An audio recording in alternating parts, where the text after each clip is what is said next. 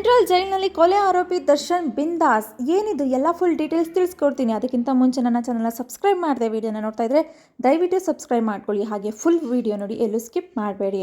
ಎಲ್ರಿಗೂ ಗೊತ್ತಿರೋ ಹಾಗೆ ರೇಣುಕಾಸ್ವಾಮಿ ಕೊಲೆ ಕೇಸ್ನಲ್ಲಿ ದರ್ಶನ್ ಅವರು ಜೈಲಿನಲ್ಲಿ ಇದ್ದಾರೆ.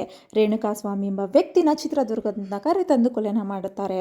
ಸೊ ಈ ಕೊಲೆ ಯಾಕೆ ಆಗಿತ್ತು ಅಂತ ಹೇಳಿದ್ರೆ, ಪವಿತ್ರ ಗೌಡ ಅನ್ನೋರಿಗೆ ಅಶ್ಲೀಲವಾದಂತಹ ಮೆಸೇಜನ್ನು ರೇಣುಕಾಸ್ವಾಮಿ ಅವರು ಮಾಡ್ತಾ ಇರ್ತಾರೆ ಇನ್ಸ್ಟಾಗ್ರಾಮಲ್ಲಿ ಎಷ್ಟೇ ಅಕೌಂಟ್ ಬ್ಲಾಕ್ ಮಾಡಿದ್ರು ಕೂಡ ಆ ವ್ಯಕ್ತಿ ಪದೇ ಪದೇ ಮತ್ತೆ ಬೇರೆ ಅಕೌಂಟ್ನ ಕ್ರಿಯೇಟ್ ಮಾಡಿ ಪವಿತ್ರ ಗೌಡ ಅವ್ರಿಗೆ ಮೆಸೇಜನ್ನು ಮಾಡ್ತಾ ಇರ್ತಾರೆ.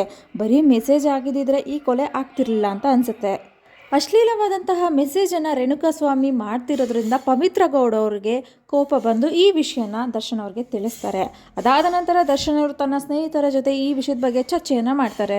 ಅದಾದ ಬಳಿಕ ದರ್ಶನ್ ಅವರು ಮತ್ತು ಅವ್ರ ಸ್ನೇಹಿತರು ಕೂತ್ಕೊಂಡು ಚರ್ಚೆಯನ್ನು ಮಾಡ್ತಾರೆ, ಪ್ಲ್ಯಾನ್ನ ಮಾಡ್ತಾರೆ. ರೇಣುಕಾಸ್ವಾಮಿನ ಹೇಗೆ ಚಿತ್ರದುರ್ಗದಿಂದ ಬೆಂಗಳೂರಿಗೆ ಕರೆತರಬೇಕು ಅಂತ ಪ್ಲ್ಯಾನನ್ನು ಮಾಡ್ತಾರೆ. ಅದಾದ ನಂತರ ಚಿತ್ರದುರ್ಗದಿಂದ ರೇಣುಕಾಸ್ವಾಮಿನ ಕರೆತಂದು ಕೊಲೆನ ಮಾಡ್ತಾರೆ. ಒಂದು ಶೆಡ್ನಲ್ಲಿ ಕರ್ಕೊಂಡೋಗಿ ಚೆನ್ನಾಗಿ ಹೊಡೆದು ಆತನನ್ನು ಕೊಲೆಯನ್ನು ಮಾಡ್ತಾರೆ. ಈಗ ಸದ್ಯಕ್ಕೆ ದರ್ಶನ್ ಅವರು ಮತ್ತು ಅವರ ಗ್ಯಾಂಗ್ ಪರಪ್ಪನಗರದಲ್ಲಿ ಇದೆ ಅಂತಲೇ ಹೇಳ್ಬೋದು.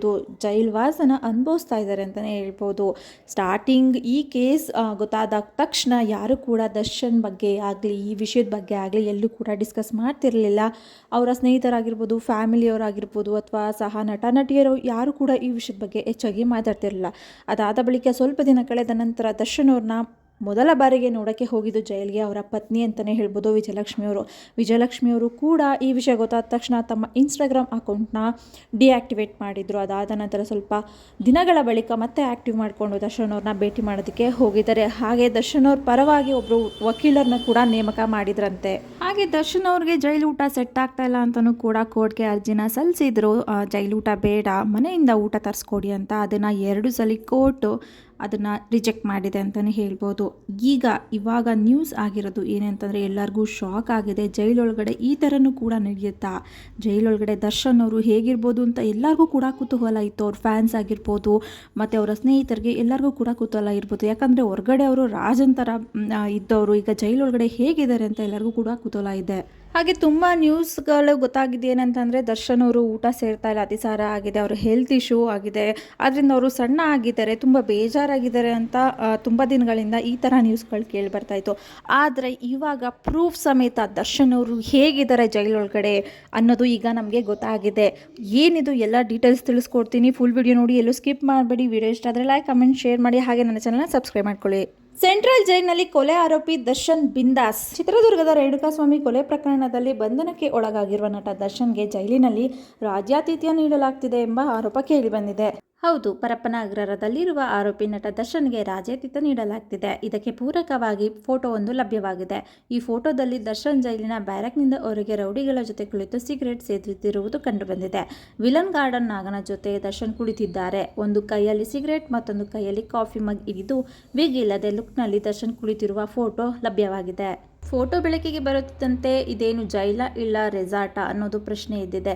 ಜೈಲಿನಲ್ಲಿ ಎಲ್ಲವೂ ಕುಲ್ ಜೈಲು ಅನ್ನೋದು ಉಳ್ಳವರಿಗೆ ಎಲ್ಲ ಸವಲತ್ತು ನೀಡುವ ಕಾಮಧೇನು. ದುಡ್ಡು ಕೊಟ್ಟರೆ ಏನು ಬೇಕಾದರೂ ಸಿಗುತ್ತೆ ಅನ್ನೋದಕ್ಕೆ ಈ ಫೋಟೋ ಒಂದು ಕನ್ನಡಿಯಂತಾಗಿದೆ. ದರ್ಶನ್ ಅವರ ಫೋಟೋ ಸೋಷಿಯಲ್ ಮೀಡಿಯಾದಲ್ಲಿ ಸದ್ದು ಮಾಡುತ್ತಿದ್ದಂತೆ ಸಾರ್ವಜನಿಕರಿಂದ ಭಾರಿ ಆಕ್ರೋಶ ವ್ಯಕ್ತವಾಗಿದೆ.